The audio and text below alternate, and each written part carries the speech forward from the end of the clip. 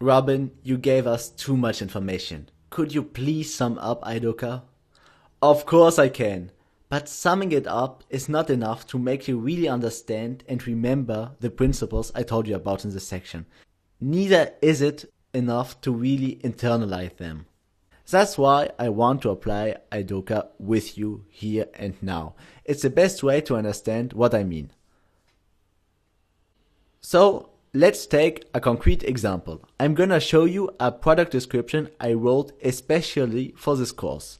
I made a deal with myself to not take more than 1 hour to write it, so you'll see what you can do with Idoka and a little training.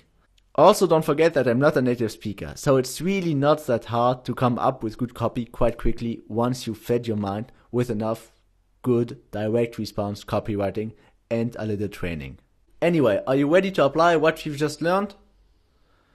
Cool, then let's go on. I'm really psyched about this. Of course, I have to take a product I know a little bit about. Since I mainly work with fashion and clothes startups, let's take sneakers. Here they are. They're from a French brand called Sawa, who manufactures sneakers in Africa. And let's face it, their copywriting is just terrible. Terrible. I mean, these are just features. That's no copywriting. That's no sales copy. Quick note on the side. I've ruined you for classical advertising. I hope you understand this. If you're like me now, you'll get sad whenever you see brands losing a hell lot of money just because they don't know how to write copy and how to sell. And the worst part is that they don't even know this. So be ready for this whole new life and this whole new perception. So anyway, let's make some primary assumptions. The target customer is a 20-something who loves sneakers. Otherwise, he wouldn't have found this brand because it's very niche and you can just stumble upon it. It's very difficult. Obviously, when writing copy, you have to know your product. Idoka doesn't work half as well if you don't know what you're selling. It's not some kind of magic formula that gets rid of all the work for you, but I think you've noticed that. So, are you ready? Here we are.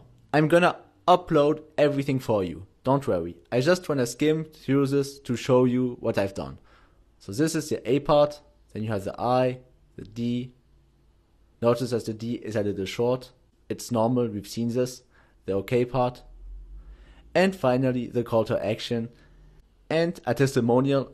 I've told you to put 2, 3, 4 testimonials, but I've just put one in this copy because I told in my sales copy that these sneakers are new and it's a test drive, so it would be weird if everybody got some. I've put this testimonial after the call to action in the PS section, so there are 2 call to actions, and this is generally good for conversion. So that's it, basically. This is how I would sell these shoes to a target customer.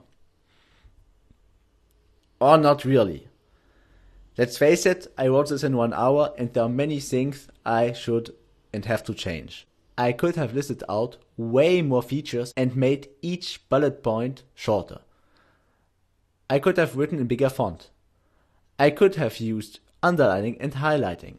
I could and should use different headlines to see which one works best. I mean, there are many things I could change, but the structure is there and the main infos also.